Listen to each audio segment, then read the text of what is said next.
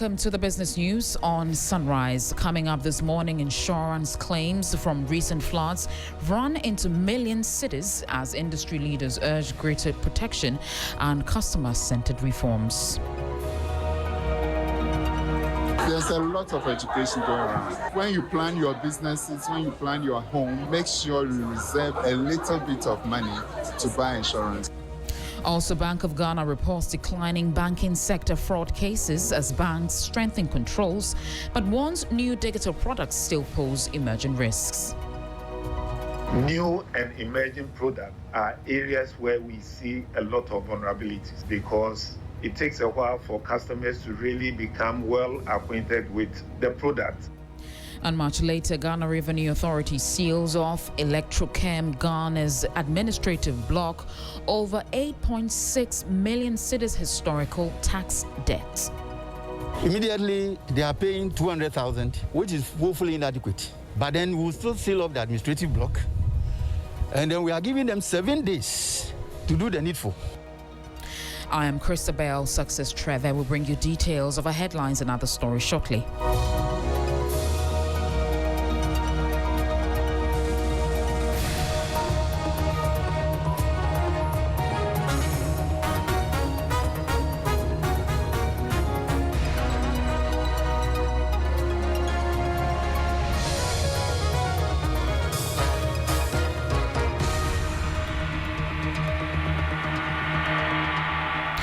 The insurance industry is calling on Ghanaians to take insurance more seriously after recent floods triggered claims worth millions of cedis. Speaking at the 2026 CIIG conference, industry leaders said rising climate risks and changing customer expectations demand wider insurance coverage, innovation, and faster service delivery.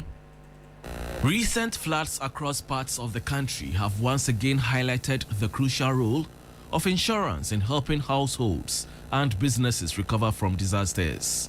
At the 2026 conference of the Chartered Insurance Institute of Ghana, CIIG, the institute's president, Solomon Latte, disclosed that insurers have already paid substantial claims amounting to millions of cedis following last week's flooding. Most people who have insurance would have their claim settled. No two ways about it. But if you don't have, it doesn't hurt to have insurance. I think many times in Ghana we say, oh, insurance education is not there and that's why people are not buying insurance. But I think that there's a lot of education going around. When you plan your businesses, when you plan your home, make sure you reserve a little bit of money to buy insurance just to give you peace of mind.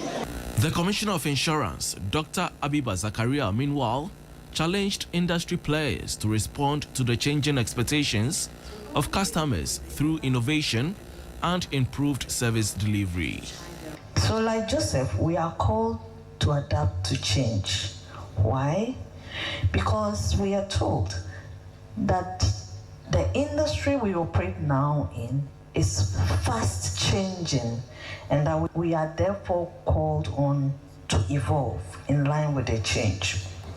Now, to evolve is not the simple changing from saying that you will now not eat gobe with a lot of beans, you will reduce the beans. It means simply not eating gobe anymore. The conference brought together insurers, brokers, and regulators to explore strategies for deepening insurance penetration and building a more resilient industry. The ceremony witnessed the induction of 132 new members into the CIIG, comprising 111 associates and 21 fellows. Now, the director of the Financial Stability Department at the Bank of Ghana, Dr. Kwesi Osei-Yeboah, says the banking industry is making significant progress in combating fraud. According to him, incidents are beginning to fall as institutions strengthen safeguards to protect depositors. Speaking at a media sensitization program on the Central Bank's 2025 fraud report, he cautioned that newly introduced financial products remain vulnerable to abuse and stressed that the report is intended to inform and empower customers rather than cause alarm. Once we start presenting the numbers, you will see that now we begin to see fraud incidents within the banking sector beginning to go down. I must also say that when we interrogate the data, we realize that new and emerging products are areas where we see a lot of vulnerabilities because it takes a while for customers to really become well acquainted with the product and how they can safely utilize some of the banking products. We also realize that during times of severe stress within the broader economy, that is when you see people being more assertive in trying to use fraudulent means to enrich themselves. Meanwhile, Chief Executive of the Ghana Association of Banks, John Iwa, says banks are intensifying cooperation in the fight against fraud by sharing intelligence on incidents in real time and conducting quarterly industry-wide analysis to identify emerging threats. He noted that a collaborative efforts or approach is enabling institutions to strengthen controls, recover losses, and prevent fraud schemes from spreading across the banking sector. We are not at the very top end yet, but the report has been enriched. Every issue is an improvement over the previous one, and I'm sure we'll get to the point where we begin measuring fraud loss per CD of transaction processed so that we can properly compare the fraud incidents and not be fixated or get engrossed in the top line incident numbers and the fraud loss. As an industry, we also are working very closely together because what we see is one fraud event in one bank, if not curtailed, the same fraud and the same modus operandi will happen in the next bank. So working with my colleagues here, we have network of all the fraud and forensic teams and the security teams of the banks. So as soon as a fraud incident happens in one bank, it is escalated to all the other banks so that if a bank checks their system and there are no patches to fight that fraud, immediately they are able to work on solutions to prevent similar frauds from happening, moving from one bank to the next bank. The Ghana Revenue Authority (GRA) has clamped down on Electrochem Ghana Limited, completely sealing off the company's administrative block due to an outstanding tax debt totaling 8.6 million cedis accrued since 2021. According to GRA officials, the enforcement action follows a series of statutory warnings, including an immediate demand notice served on January 7 and a final demand notice issued on February 13. The authority initially intended to shut down the entire compound by sealing the main gate.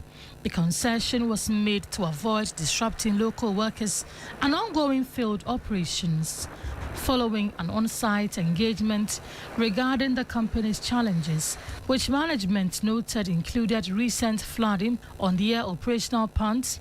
Electrochem made an immediate partial payment of 200,000 cedis. Assistant Commissioner of Enforcement at Accra Central Area Office, Joseph Annan, explains.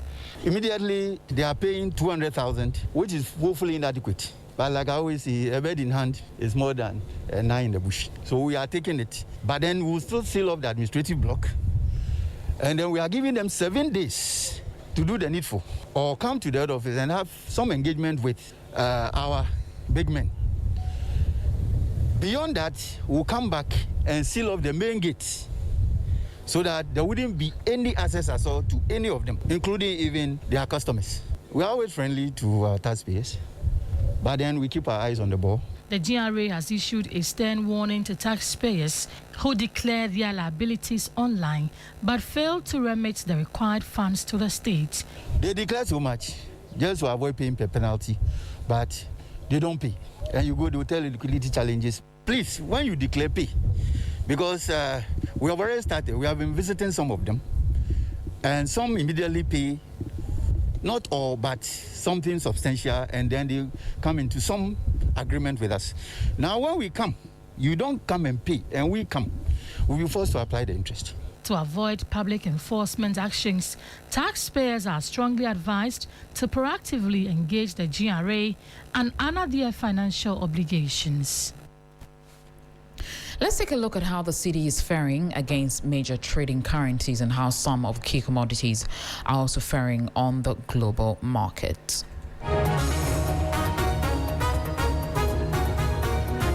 Interbank foreign exchange market, the dollar is selling at 11 cedis, 44 pesos. It gained 1 peso. The British pound is selling at 15 cedis, 29 pesos. It gained 1 peso.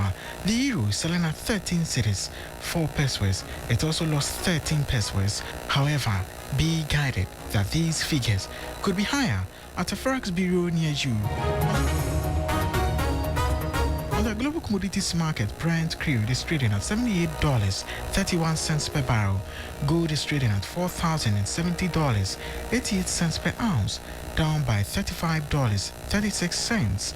Cocoa is trading at $6,052 per ton, up by $293.